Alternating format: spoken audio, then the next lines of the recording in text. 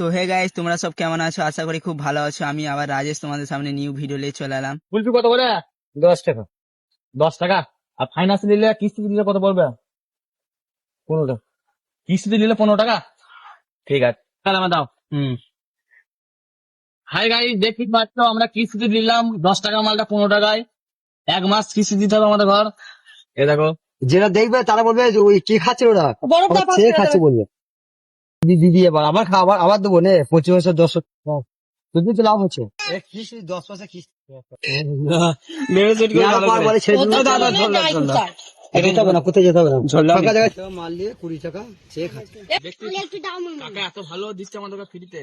তো গাইস, তোমরা দেখতে পেলেই কাকার সাথে আমরা কেমন ধরা মজা হাসি করলাম। কাকা অনেক ভালো লোক বুঝলে গাইস, তাও আবার কিস্তিতে।